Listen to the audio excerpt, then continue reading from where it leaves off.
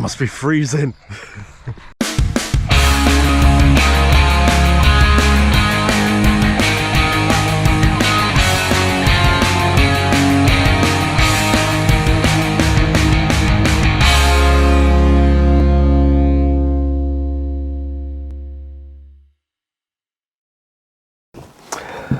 Hey guys, hope you're all well. Right,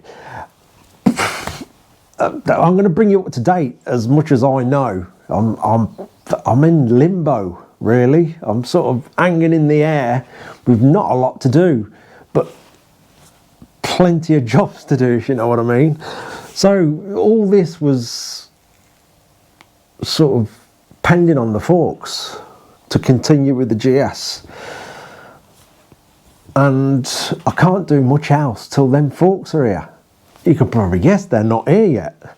So literally a month tomorrow is when I drop them forks off. Hoping it gave him plenty of time to get them ready for me getting to that stage on the build. Now I fully understand people have problems, personal issues, family problems, their work not going quite to plan, all sorts. I allow for all that because I know what it's like. He could have issues with himself. I try my best to plan for all this because, like I say, I know what that is like.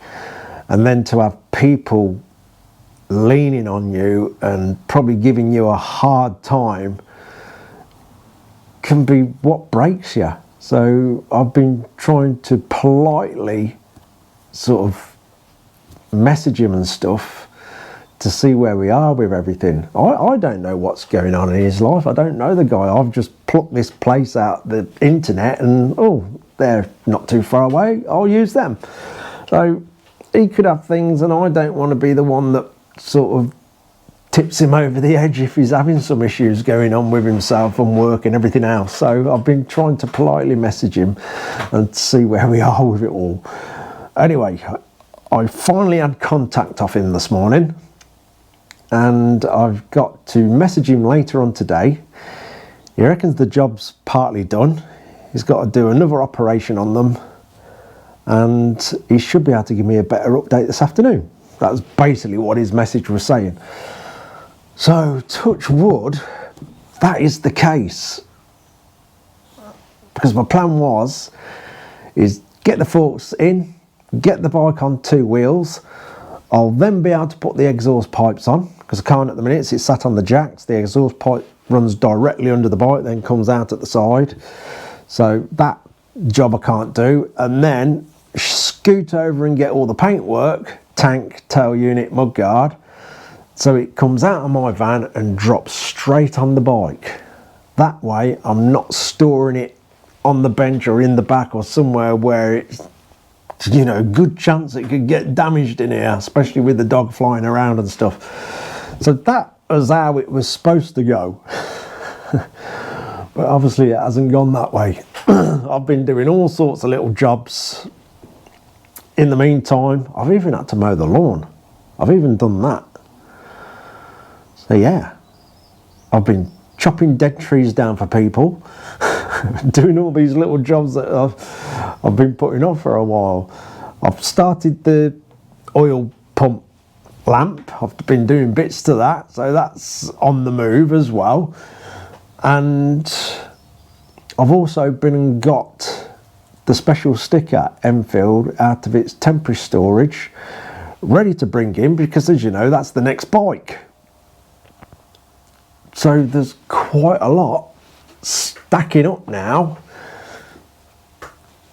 and it's all because we haven't got the forks back.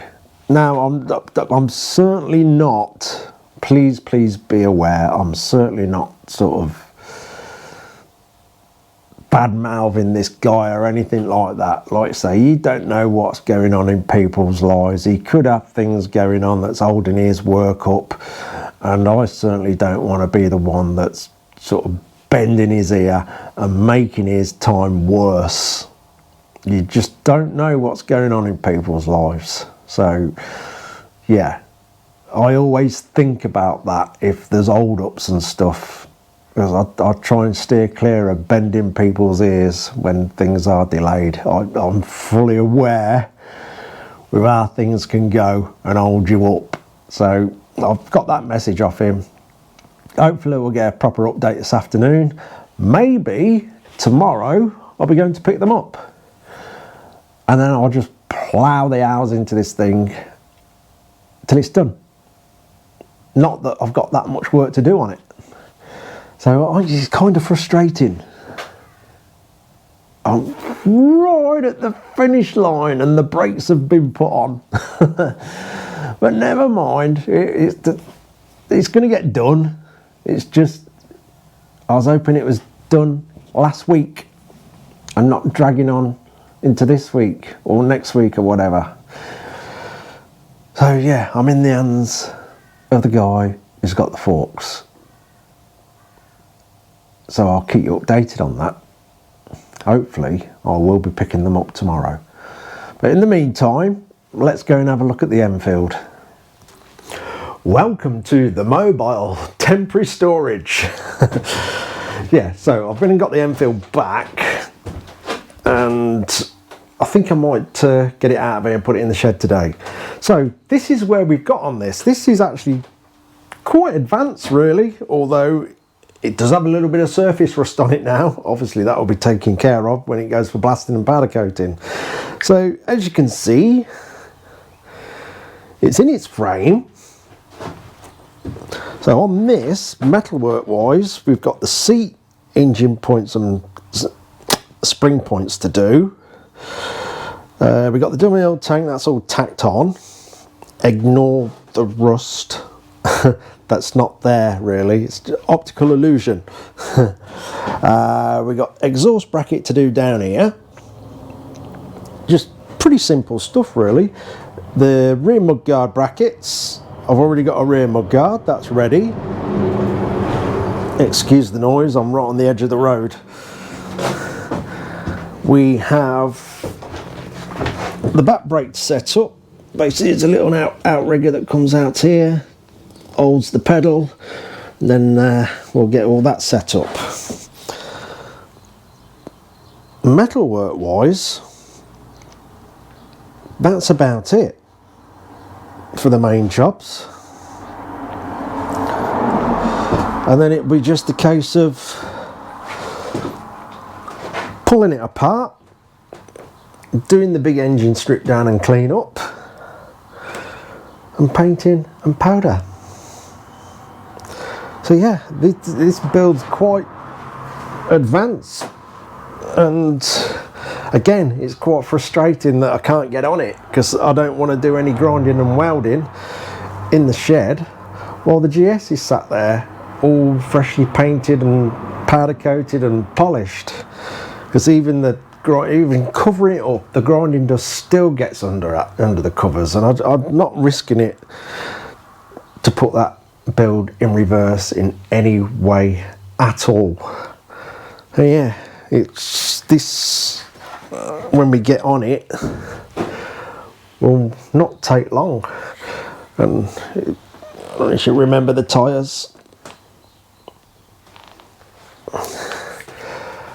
I didn't put that on there, that is actually in the moulding on the tyres. I may have highlighted it a bit with paint, but that is actually in the moulding on the tyres.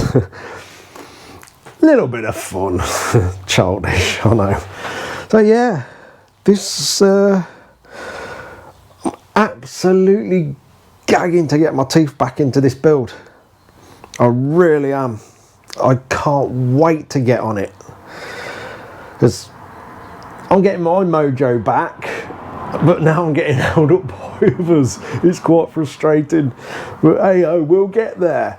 And while this Enfield's being done, I'm going to finish a little BSA that I've got to do for Mark, a friend.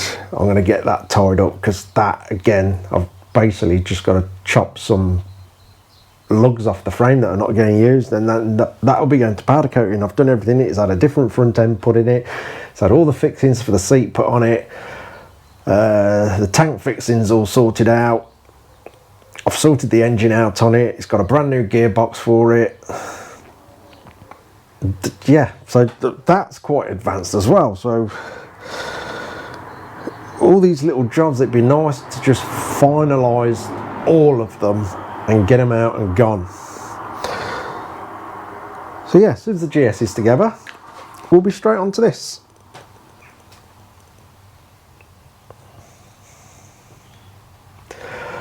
And hopefully before the summer really kicks in, we'll do that special sticker and see who's going to end up with the bike. Yeah, all the bits to that are in the description if anybody's been hanging on for this time till I get back on the bike. Yeah, that's about where we are really. Just frustratingly waiting for things to drop back into place so we can crack on. As you can see, I know a few people have asked about the van. No, I've done nothing. But I drive it and use it, delivering stuff, picking stuff up, going on little trips. I plan to do this van next year. Get it kitted out in some sort of way. But anyway, I'm not even going to think about that now. So I'm just telling everybody it's happening, but next year. It's not going to even go into my head and crowd it up any more than what it already is. But yeah, proper looking forward to getting stuck into this and getting it up and running. This is going to look quite smart. I'm pretty sure I'm going burgundy and cream. They are the best classic colours for an old looking bike, I think, and it'll look really good on this. So yeah, that was the plan in the first place. I think I am sticking to that. 99.9% sure. But yeah, obviously we'll rebuild the wheels. I've actually got all the stainless spokes for them, so they'll be stripped out and rebuilt with stainless spokes. We've got the half width bulbs. It really ages it nicely. It's got brand new exhaust already on there. I'll say we've got to do the brackets. Yeah, it's just quite simple, quick things to do actually. Probably the longest job that's left on this is pull the engine apart and get all that looking pretty. Do the whole job that I normally do to them. Yeah, and then we'll have that special day and see who's going to end up owning the bike. There's going to be no more hold ups. None. I'm fine now. I know last year and all that I had a terrible time with things, myself going wrong and everything else, but no, touch wood, fingers crossed, everything's flowing nicely. We just got to get all the hold ups from other people sorted out and then we'll be flying ahead. Anyway, I think that'll do. That's a little update for you all. Hopefully very soon we'll be cracking on properly in these videos. That's loud, isn't it? Yeah, I'm right by the road, like I say. We'll be cracking on and bashing and welding and grinding and cleaning and polishing and doing all the stuff we should be doing. Anyway, that'll do. Cheers for watching, guys. Next video we'll be doing something. See you later.